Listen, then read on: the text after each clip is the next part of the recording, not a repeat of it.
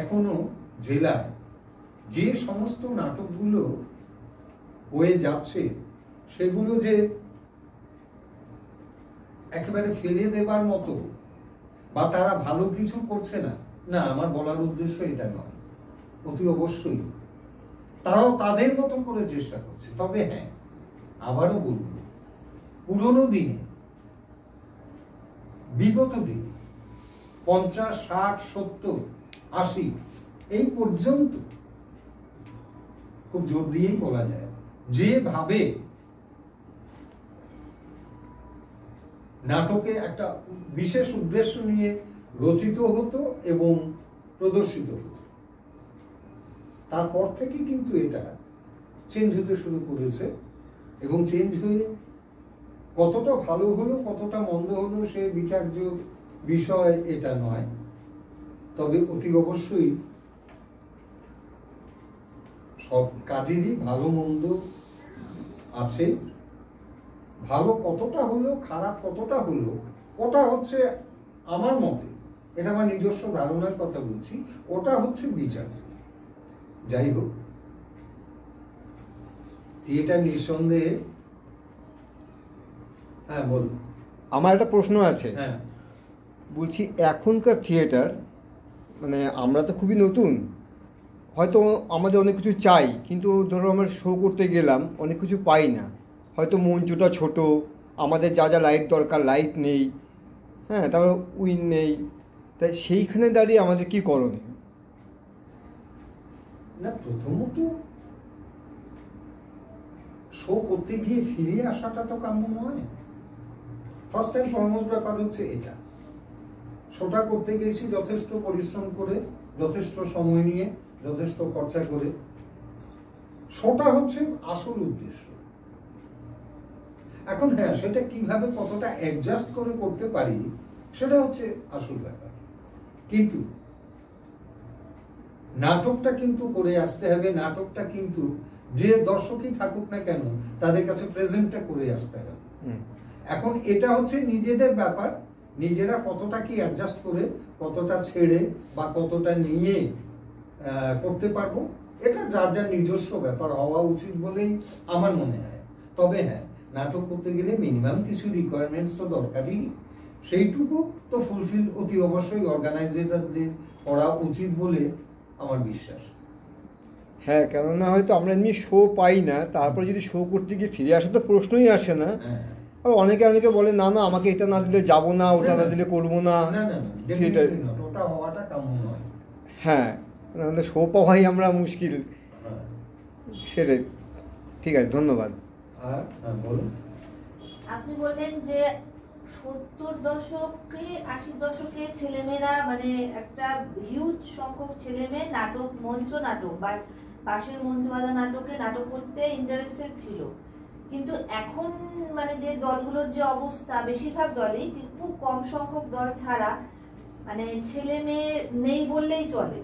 তো এখনের মানে ছেলেমেয়েরা ইন্টারেস্টেড নয় কেন, থিয়েটারে কেন আসতে চাইছে না, বা থিয়েটারটাকে অ্যাজ আ ক্যারিয়ার কেন দেখছে না, মানে খুব সমস্যা হয়ে যাচ্ছে, যার জন্য এইটাকে নিয়ে এগিয়ে চলা ছেলে মেয়ে একদমই পাওয়া যাচ্ছে না, সেটার কারণটা কি? খুব ভালো প্রশ্ন। এই প্রসঙ্গে হয়তো আমি আসতাম। আসলে ওই যে বললাম যে সাবজেক্টটা, এটা খুব স্বল্প সময়ের সাবজেক্ট নয়, অন্তত ঘন্টা 4 সময়, 4 থেকে 6 ঘন্টা সময় লাগবে এটাকে মোটামুটিভাবে একটা জায়গায় শিফট দেওয়াতে। তো সেটা আমাদের 8 ঘন্টার মধ্যে সারতে হবে, কারণ এরপরে রিহার্সাল আছে। তবু আমি বলছি, সেটা হচ্ছে খুব ভালো প্রশ্ন, খুব দামি প্রশ্ন এই নাটক বা থিয়েটারের ক্ষেত্রে। খুব যুক্তিসঙ্গত প্রশ্ন। আগে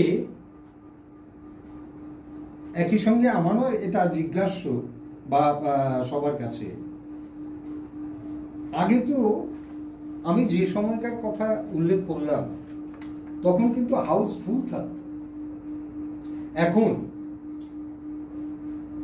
কোনো টিকিট ছাড়া, প্রবেশ অবাধ, এতৎ সত্ত্বেও হাউসে লোক পাওয়া যায় না। কেন? খুব দামি প্রশ্ন, ভাইটার প্রশ্ন, এটা আমারও জিজ্ঞাসা, আমিও উত্তর খুঁজে চলেছি এর, কিন্তু তবু বলবো আসলে কোথাও এটা আমার ব্যক্তিগত অভিমত, প্রবেশ অবাধ করে কিন্তু সবার সবকিছু ভালো লাগে না, এটা একেবারে 100% সত্যিকারের কথা। সবাই যে আমার নাটক দেখতে আসবে এটা নাও হতে পারে,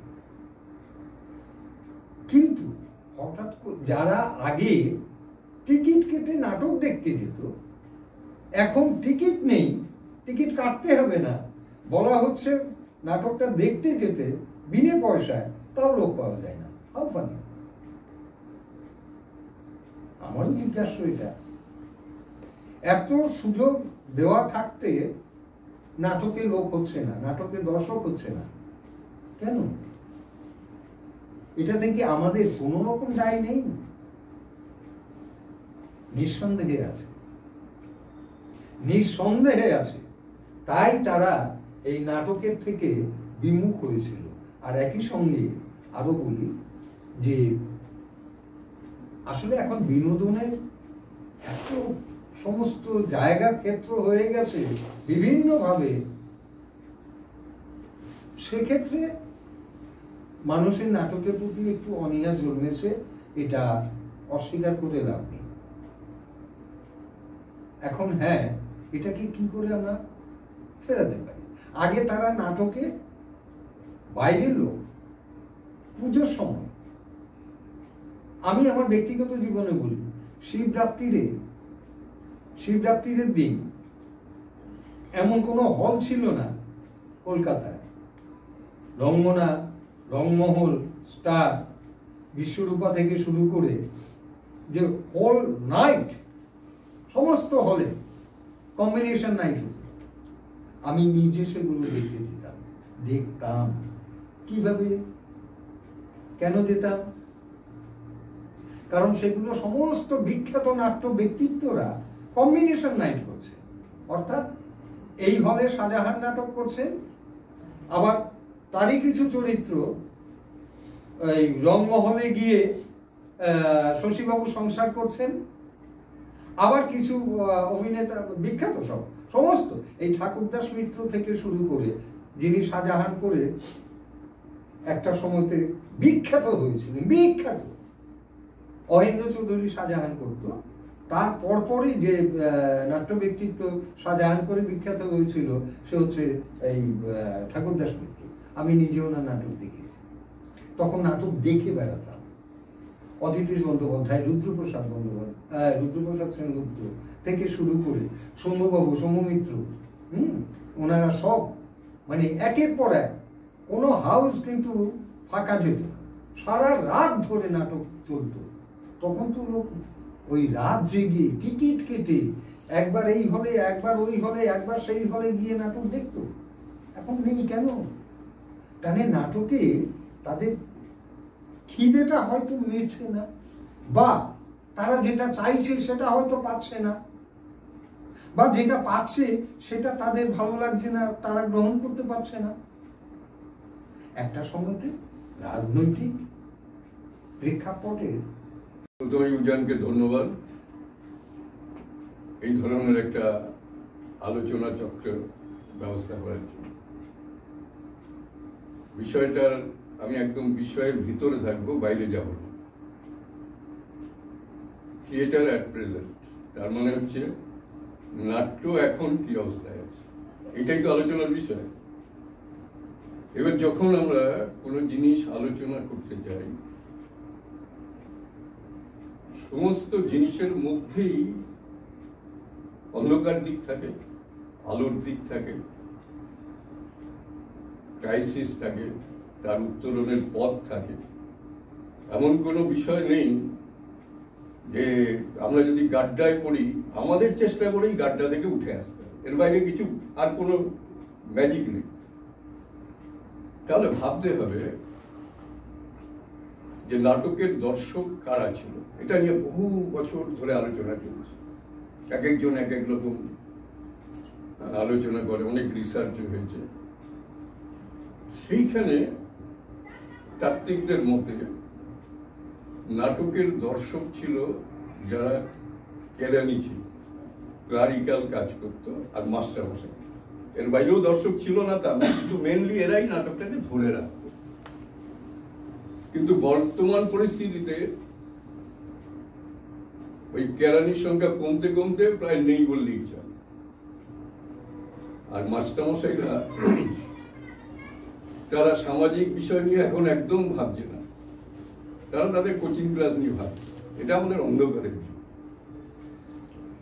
সেই জন্য দর্শক কমছে। এইবার দ্বিতীয় কথা হচ্ছে যে তাহলে আমরা কি থিয়েটার করা বন্ধ করে দেবো? না, সেটা না। বর্তমানে কিন্তু অনেক ভালো ভালো থিয়েটার আছে। আমি দেখেছি ওই যে কি উড়ন্ত তারাদের দেশে সুন্দর ভালো নাট্য, মৌন বাসরী প্রচুর খেটে নাটকটা করেছে। তারপরে এই সেদিনকে দেখলাম ঘাসিরাম কোতোয়াল, আবার সত্যদার একটা দেখতে গেলাম, ওরা করছে কোথায় ভবানীপুর নাট্য, ভালো নাটক। এবারে এরা প্রচুর খরচা করে নাটকটা করেছে।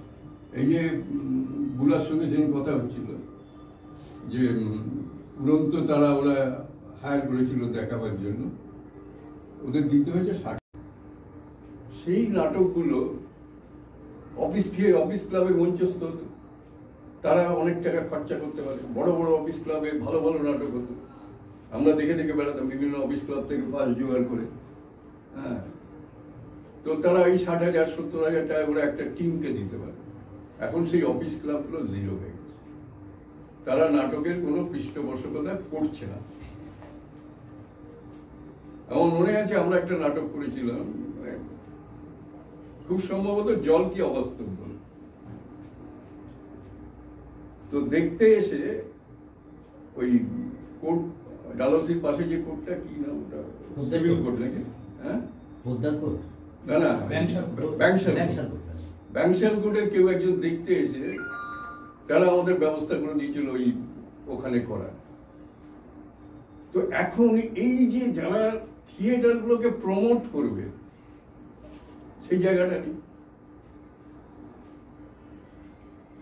যার ফলে কি হচ্ছে যে ভালো থিয়েটার, খরচ করে থিয়েটার করার যে সাহস, এটা অনেকের মন থেকে চলে গেছে। এবং যারাও করছে, অনেক দিন থিয়েটার দল করছে, কিছু টাকা পয়সা হয়েছে, তারা কিন্তু রিটার্ন পাচ্ছে না। মৌনবাসরী কি রিটার্ন পাচ্ছে? কত খরচা করে করেছে, সেটটা দেখলে মন ভরে যায়। অভিনয় খুব ভালো, উড়ন্ত তারাদের ওটাতে প্রচুর খরচা করেছে। আবার এই ভবানীপুর নদী দেখতে গেলাম দেখতে, ওরাও প্রচুর খরচা করে নামাচ্ছে না। এইবার থিয়েটারের দর্শকদের রুচি এক একজনের এক এক রকম রুচি।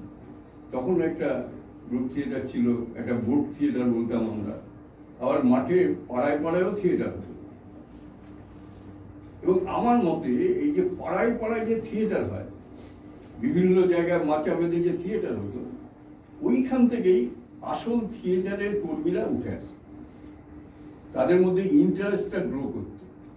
এখন তো এইসব হচ্ছে না। আমরা তো বিয়েতে ছাড়া করবো না, লোক সংস্কৃতি ছাড়া করবো না।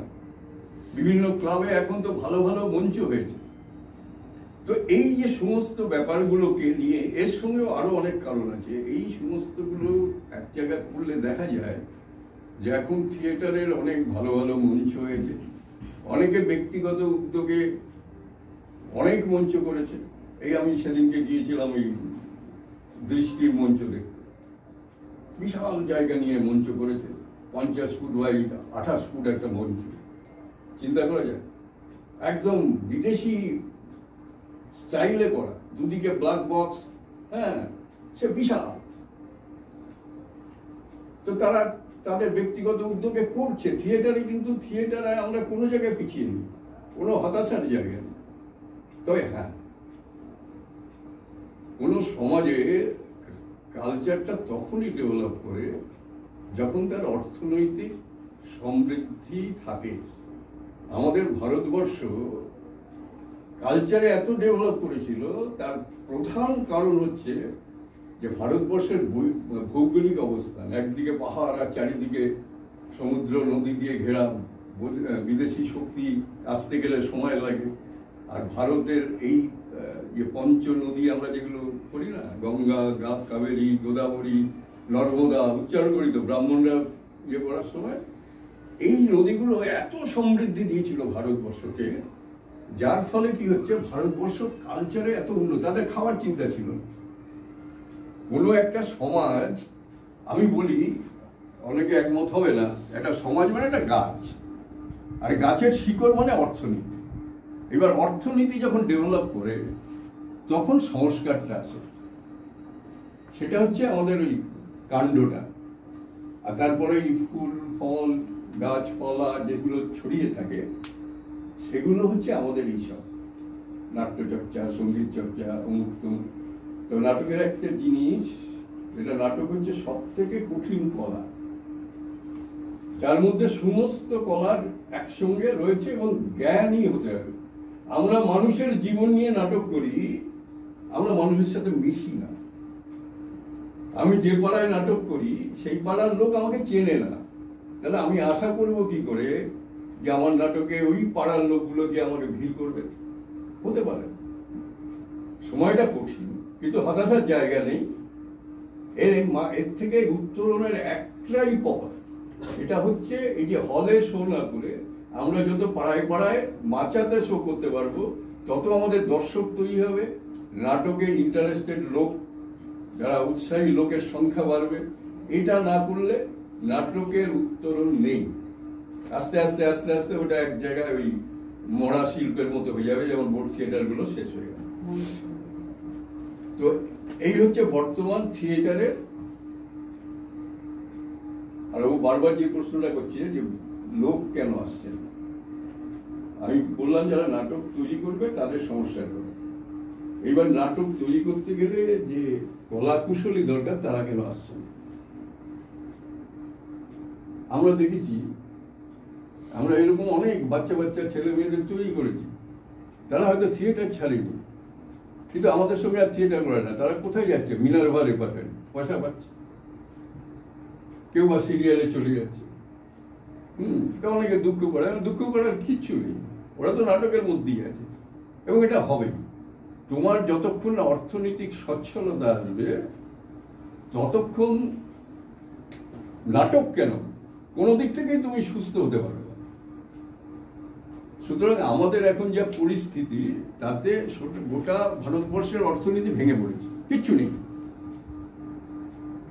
প্রচুর বেকারত্ব, জিনিসপত্রের প্রচুর দাম। এই অবস্থায় যে আমরা এতটুকু করতে পারছি, এটার জন্য আমাদের গর্ব করা উচিত। হতাশ হওয়ার কোনো জায়গা নেই। আপাতত এই বলে এইটুকুনি আমার বক্তব্য শেষ করে, যদি প্রশ্ন থাকে। আপনারা তো এইভাবেও করতে পারেন যে স্পন্সরার, যেমন ছোট ছোট এই তো বললাম, তো স্পন্সরারটা হবে কি?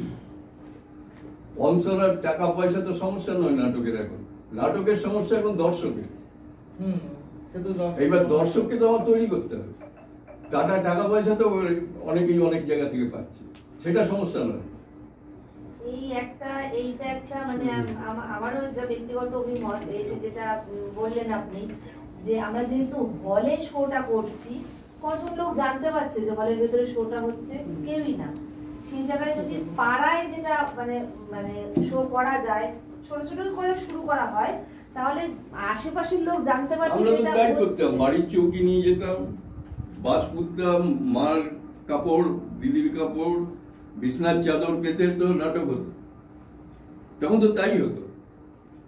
আমরা এখন মানে চেষ্টা করি যত বড় হল হবে, যত এসি হবে, তত বেটার হবে। যার ফলে কি হবে, আশেপাশের যারা কেউ জানতেই পারছে না যে জিনিসটা যে আমরা কি করছি। আমরা নিজেরাই যেমন ব্যক্তিগতভাবে নৈহাটি ঐক্যতান মঞ্চে যাই, ওটা তো দরকার নেই। ওটা যদি আমরা রিহার্সালটাও, এই যে রিহার্সালটাই ঘরের মধ্যে করছি, এটা না করে আমার পাড়ার কোনো ক্লাবে করলে আরো 10টা লোক তো ইন্টারেস্টেড হবে। আর কি হচ্ছে, কিন্তু সেক্ষেত্রে তো অনেক সময় এখন যেমন তারাও অ্যালাউ করছে না, কমিটি চেঞ্জ হয়ে যাচ্ছে, যে যার নিজস্ব কমিটি, এই সমস্তটাই একসাথে জড়িত।